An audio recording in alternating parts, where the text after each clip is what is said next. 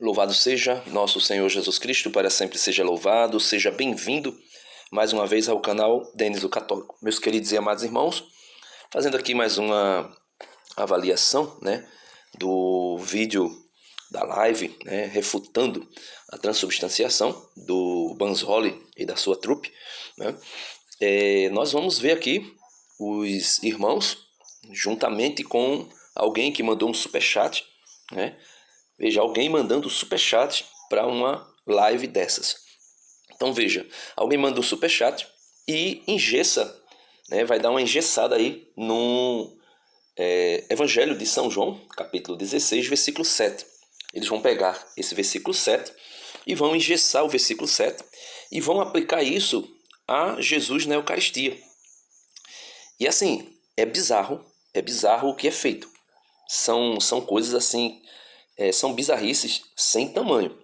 É coisa de maluco, é coisa que você escuta, mas assim, você percebe nitidamente que são pessoas que ou não compreendem o texto bíblico, ou não sabem de fato nada sobre o que estão dizendo, ou simplesmente é puro ódio e ressentimento contra a Igreja Católica e o desejo puro e simples de atacar, simplesmente atacar aquilo que os fariseus, os saduceus, os escribas, os herodianos, os mestres da lei, os anciãos do povo faziam com Jesus.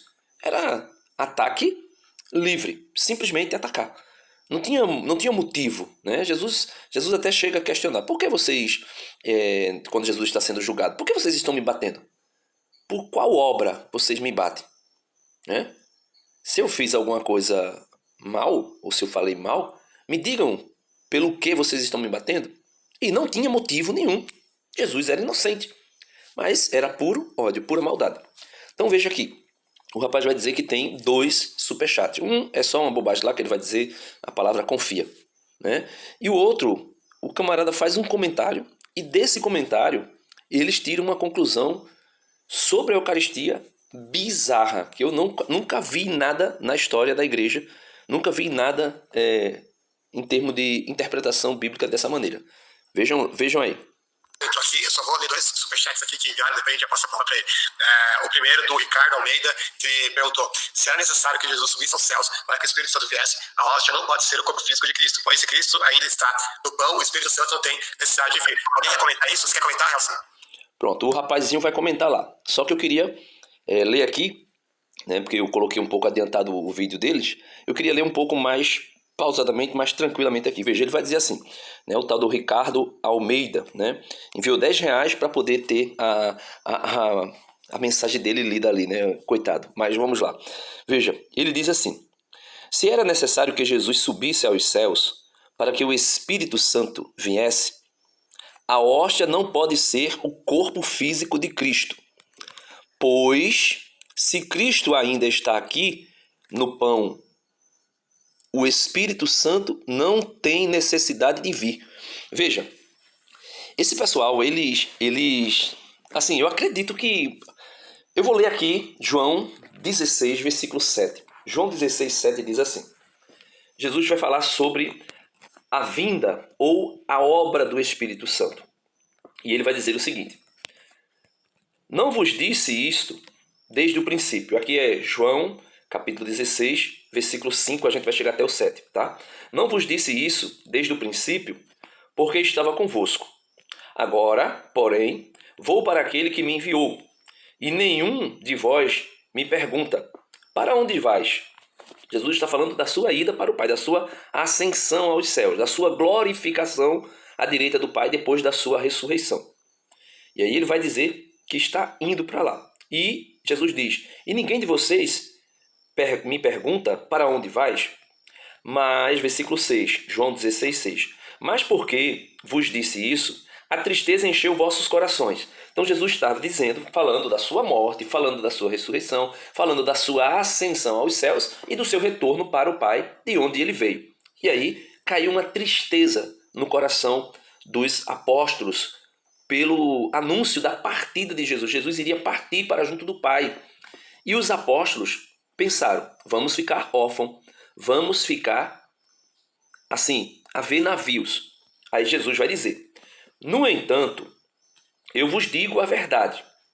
É de vosso interesse que eu parta, pois se não for, o Paráclito não virá a vós, mas se for, enviá-lo-ei a vós.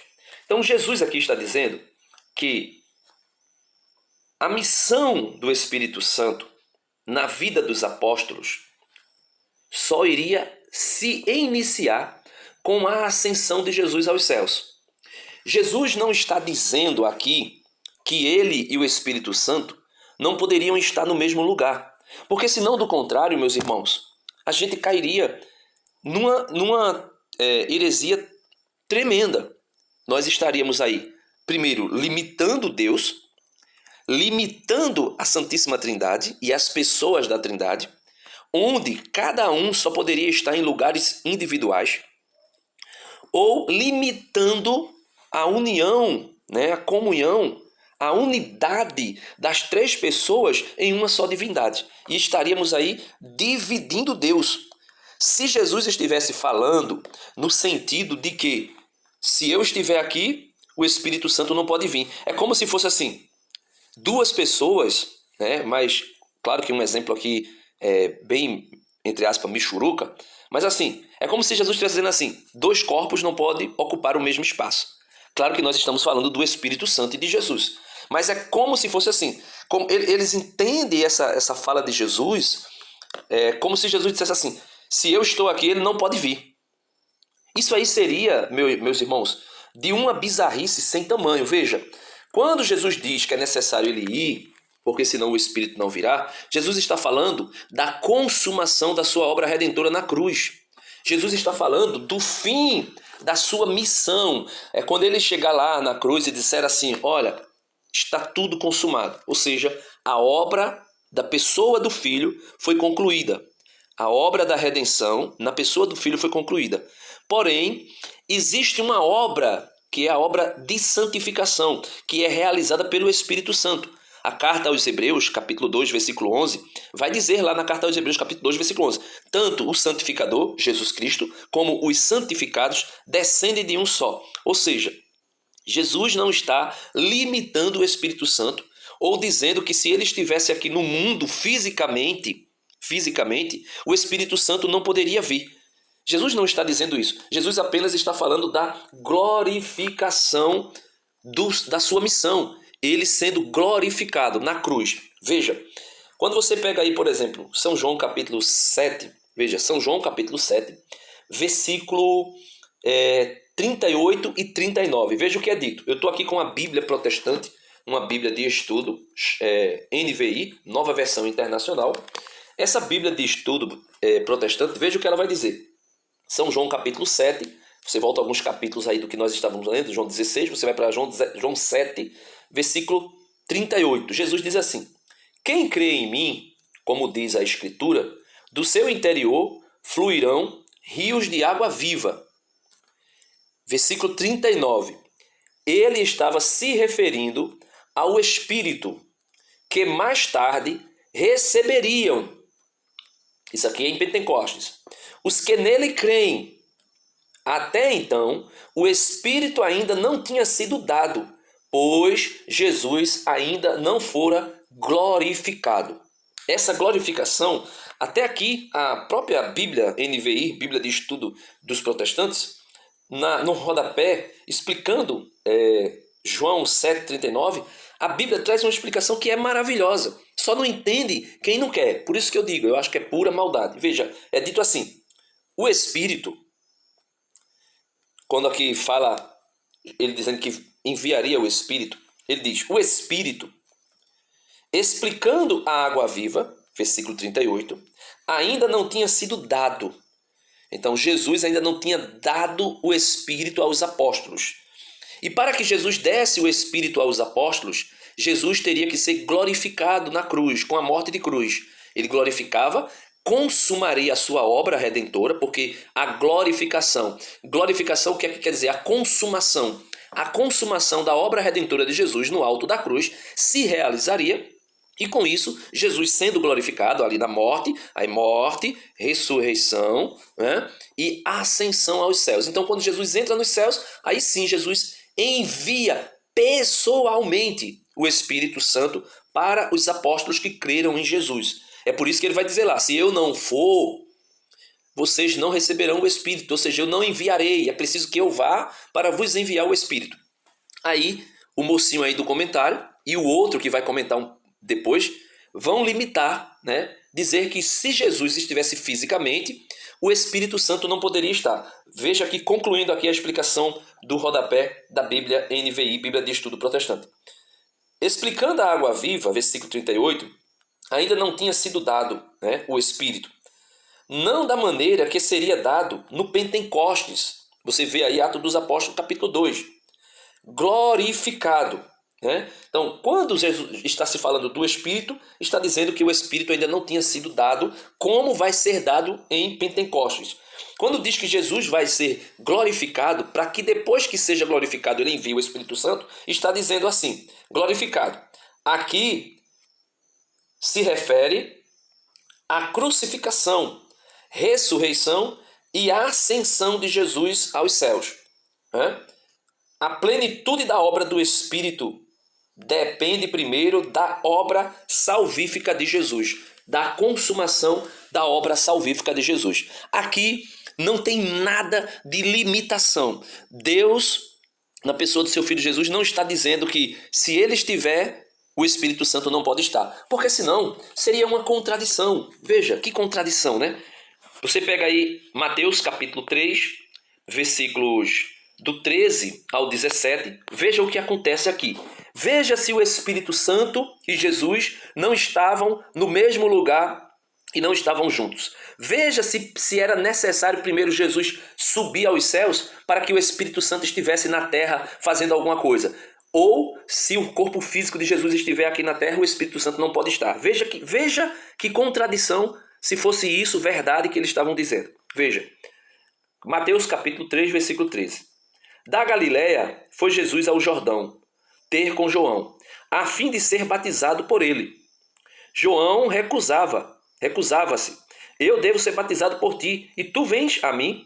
Mas Jesus lhe respondeu, deixa por agora, pois convém que cumpramos a justiça completa. Então João cedeu. Depois que Jesus foi batizado, saiu logo da água. Eis que os céus se abriram e viu descer sobre ele, em forma de pomba, o Espírito de Deus. E do céu baixou uma voz: Eis meu filho muito amado, em quem ponho minha afeição. Então veja, Jesus sai da água, Jesus sai da água em corpo, sem ser ainda glorificado na ressurreição, sem ainda ser ressuscitado, sem ainda ter ascendido aos céus.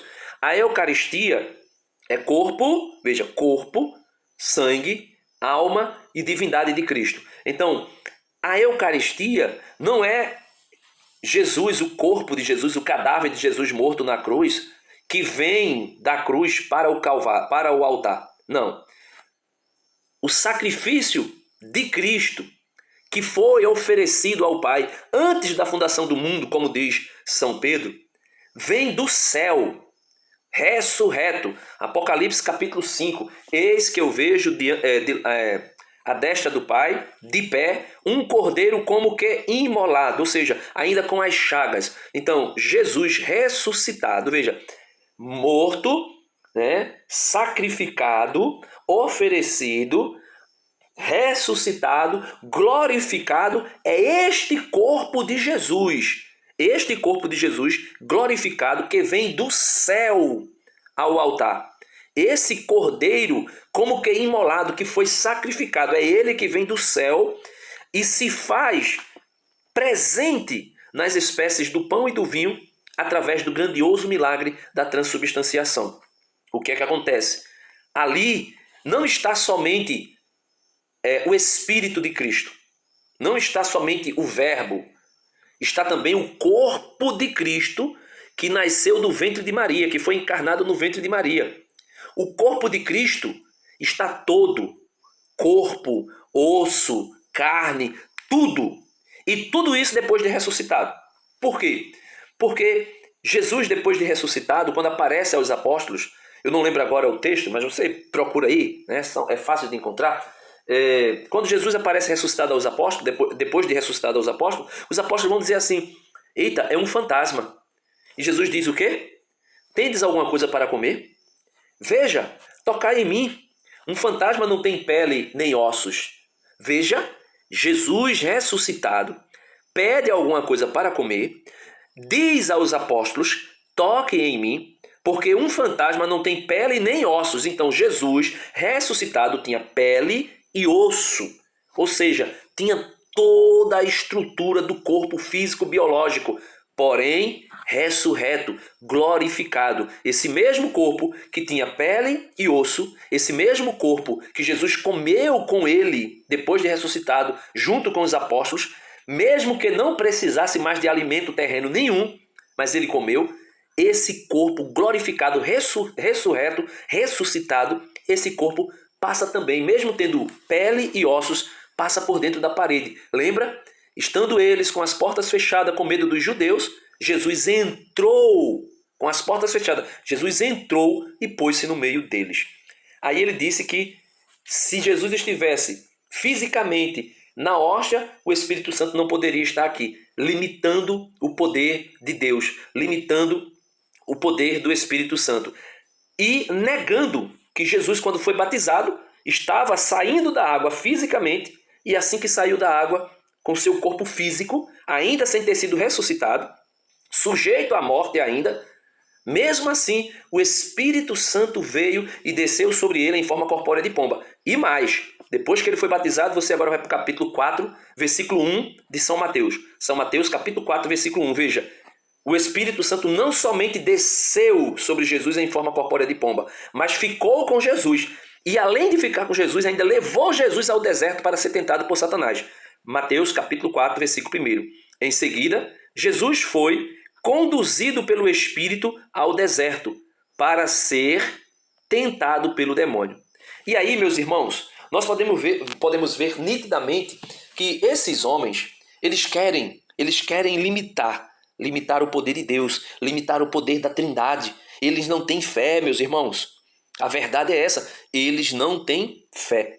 Se tivessem fé, não falavam esta bobagem. Veja aí, se era necessário que Jesus subisse aos céus para que o Espírito Santo viesse, a hóstia não pode ser o corpo físico de Cristo, pois se Cristo ainda está aqui no pão, o Espírito Santo não tem necessidade de vir. Veja que coisa, meus irmãos. Veja que coisa mais terrível. Isso é triste. Por quê? Porque a Trindade, ela está toda unida. Quando Jesus diz assim: quem me vê, vê o Pai. Quando Jesus vai dizer lá em João, assim como o Pai vive em mim, eu vivo no Pai. Assim como o Pai está em mim, eu estou no Pai. E aí, ou seja, o Pai, o Filho e o Espírito Santo, eles estão juntos em todo momento. Na obra da criação, veja aí na obra da criação. Quando Deus está criando, veja, quando Deus está criando todas as coisas, lá no capítulo 1 de Gênesis, versículo 26, é dito o seguinte: então Deus disse, façamos o homem à nossa imagem e semelhança, que ele reine sobre os peixes do mar, sobre as aves do céu, sobre os animais domésticos e sobre toda a terra, e sobre todos os répteis que se arrastam sobre a terra. Então, quando Deus diz, façamos o homem, Deus Pai aqui, nós entendemos que é Deus Pai que está falando, façamos o homem, ele está falando isso com quem? Com os anjos? Os anjos? Não, não é com os anjos. Ele está falando com o Filho. Ele está falando com o Espírito. Façamos. Então, veja, a obra da criação é uma obra do Pai. O Pai é criador. Ele cria como? Pelo poder da sua palavra, Quem é a palavra? João capítulo 1, versículo 1. No princípio era a palavra, e a palavra estava com Deus, e a palavra era Deus. Ou seja, a palavra de Deus Pai é Jesus Cristo, seu Filho eterno, gerado, não criado, consubstancial ao Pai. Por ele todas as coisas foram feitas, e por nós seres humanos encarnou-se no seio da Virgem Maria. Deus de Deus, luz da luz, Deus verdadeiro de Deus verdadeiro, gerado, não criado, consubstancial ao Pai. Aí, como Deus cria, Deus Pai cria, pelo poder da sua palavra, que é o Verbo eterno, que é Jesus, e como é que Deus ordena todas as coisas na criação? Você pega Gênesis capítulo 1, versículo 2, vai dizer, né, versículo 1 e 2, no princípio Deus criou o céu e a terra. A terra estava sem forma e vazia. As trevas cobriam o abismo e o Espírito de Deus pairava sobre as águas. Então veja, é querer limitar o poder de Deus. É como que você... É quase que... Eles estão dizendo quase que... Talvez seja a intenção seja essa, não sei se é, mas eu não posso colocar a palavra na boca deles. Mas é como se eles estivessem dizendo assim, 2 corpos não podem ocupar o mesmo espaço. É como se eles estivessem dizendo isso. Por exemplo, quando Paulo de Tarso está indo perseguir a igreja, quem aparece em uma forma de luz para Paulo? É o Espírito Santo? E ali o Espírito Santo já tinha sido derramado sobre os apóstolos. De maneira, vamos dizer assim, pessoal, né? Porque Jesus, Deus Pai, sempre foi dando manifestações de uma ação do Espírito ao longo da obra de Cristo. Por exemplo, o próprio Cristo faz tudo por meio do Espírito Santo.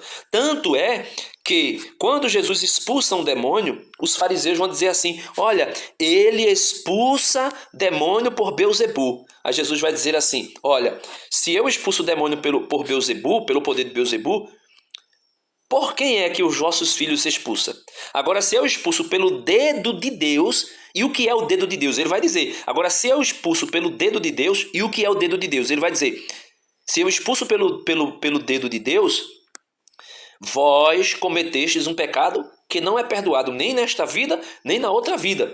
Porque vocês atribuem uma obra do Espírito Santo, que é pelo qual Jesus expulsava os demônios, vocês atribuem ao príncipe dos demônios. Ou seja, toda blasfêmia que for dita contra o Pai ou contra o Filho tem perdão, mas quem blasfemar contra o Espírito Santo não tem perdão. Então, a obra redentora, a obra criadora, a obra redentora e a obra de santificação acontece por meio da Trindade. Só que, na obra da criação, é evidenciado a pessoa do Pai, Deus Pai criando. Só que ali o Filho cria, o Filho também vai criar, o Espírito também está criando. Façamos. A obra da redenção na cruz do Calvário é realizada pelo Filho, pelo Espírito e pelo Pai. Só que é evidenciada a pessoa do Filho. Mas, porém, o Filho só realiza a obra da redenção porque ele diz, o meu alimento é fazer a vontade do meu Pai. Qual é a vontade do meu Pai? Que eu dê a minha vida. Deus amou de tal maneira ao mundo que entregou o seu Filho unigênito para que todo aquele que nele crê não pereça, mas tenha a vida eterna. Então, Jesus é o Redentor, ele é quem realiza a obra da redenção, mas ele realiza por quê? Porque o Pai mandou, porque o Pai ordenou. Ele diz, o meu alimento é fazer a vontade do meu Pai. Ele vai dizer, tudo que eu faço porque eu obedeço ao Pai. Ele está obedecendo ao Pai. O meu alimento é fazer a vontade do meu Pai, ele diz. Ele faz através de quem? Através do Espírito Santo. Ele faz através do Espírito Santo. Então, a obra criadora é o Pai que é evidenciado, a obra redentora é o Filho que é evidenciado, e aqui quando Jesus diz, é necessário que eu vá para vos enviar o Espírito, porque se eu não for, ele não virá, Jesus está falando, depois da sua glorificação, a obra que é específica e pessoal do Espírito. Porém, Jesus também atua nesta obra de santificação. Por quê? O próprio São João vai dizer, a palavra de Deus é a nossa arma de guerra, E o sangue de Cristo nos purifica de todo pecado. Então nós somos santificados pelo sangue de Cristo. Só que a obra de redenção, quem realiza ela é o Espírito Santo. De que maneira? Evidenciando, Jesus diz, eu vou, mas eu enviarei para vocês o Paráclito, o Espírito da verdade, que vos ensinará toda a verdade, que vos recordará toda a verdade. Aí vem esse pessoal querer limitar Deus, querer dizer que o Espírito Santo e Jesus não podem habitar o mesmo lugar, porque Jesus fala uma coisa e eles entendem outra. Não sei não, viu, irmãos? Mas eu acho que aqui é ateísmo prático. É ateísmo prático. Não é o ateu que vai dizer eu não acredito em nada, mas é o ateísmo prático. É aquele que crê, mas crê apenas naquilo que é conveniente a eles. Vamos ver aí o rapazinho explicando esse comentário do outro aí. Não, o cara já falou, o comentário dele já é autoexplicativo, é isso mesmo? Sim. Basicamente, sim, realmente. Até a Bíblia que diz que ele sabe que o céu contém a terra, né, que todas as coisas se encerram. Então, tipo assim, de fato, se Jesus estivesse aqui fisicamente na hora da Eucaristia, não teria necessidade nenhuma do Espírito Santo. Ele falou, se eu não for, ele não virá. Então, não tem necessidade. Esse comentário é muito cansativo, muito feliz com o comentário dele. Pronto, então veja, ele está dizendo, se Jesus estivesse aqui fisicamente, né, e esse fisicamente, eles estão, eu acredito que eles estejam dizendo assim, no sentido de ser um corpo mortal, um corpo que possa passar pela morte, um corpo que possa sangrar, um corpo que possa sangrar. Quando eu digo sangrar, eu estou falando assim, se a gente for, né, sei lá, vamos levar aqui para o laboratório e a gente vai ver lá que tem sangue lá e que tem... Meus irmãos, quando acontece um milagre eucarístico, é exatamente uma manifestação da Trindade, do Pai, do Filho e do Espírito Santo, querendo revelar para alguém que não crê o que tem de extraordinário na transubstanciação. E Deus só permite que aconteça, ou melhor, só realiza alguns milagres com as hóstias para que alguém venha ser suscitado nesta pessoa a fé. Para que seja suscitado a fé no coração de alguém. É aquilo que São João diz. Jesus fez muitos milagres, e foram escritos para que aqueles que vejam esses milagres creiam nele e nele tenham vida. A mesma coisa ele vai dizer, só que ampliando ainda mais, ele vai dizer, Jesus fez ainda muitos outros milagres, que penso que se fosse escrito um por um, não caberia no mundo tantos livros. Né? Ou seja, quando acontece um milagre, por exemplo, o milagre de Lanciano, né? O sangue que fica ali coagulado e sempre quando tem alguma celebração e aquela relíquia, né? Aquela relíquia de primeiro grau do próprio Cristo, né? Que foi de uma hóstia, aquela relíquia ele se liquifica, fica líquido de novo, né? A palavra sumiu aqui, né? Ele fica líquido, ele se torna líquido de novo. Ele está coagulado, mas ele se liquifica, né? Eu acho que é assim que diz, né? Ele fica líquido novamente. Aquilo é um milagre extraordinário. Aí eles vão dizer, mas esses milagres não são abertos. Mentira, mentira. Mentira, o Vaticano já abriu para todo mundo. Isso é apenas falácia, isso é sofisma, isso é embuste, puro embuste, é espantalho. É só espantalho. Mas é isso aí, né? Os 5 irmãos aí, mais um possível católico que entra aí na live daqui a pouco, e eu irei fazer um vídeo comentando a fala desse possível católico ou suposto católico aí, que eu não sei se ele de fato é ou não, né? Acho que é Marlon o nome dele que aparece aí, né? Eu não sei se ele realmente é católico ou se ele é católico, se ele é de alguma igreja, né? De outro rito, né? E ele diz que é católico, não sei. Também eu não conheço a história dele, mas depois eu comentarei, farei um vídeo, se Deus quiser, comentando a participação dele aí nessa live. E inclusive foi alardeado muito por uma pessoa que me mandou essa live, que entrou um católico na live e que disse que concorda com tudo que os protestantes estavam dizendo.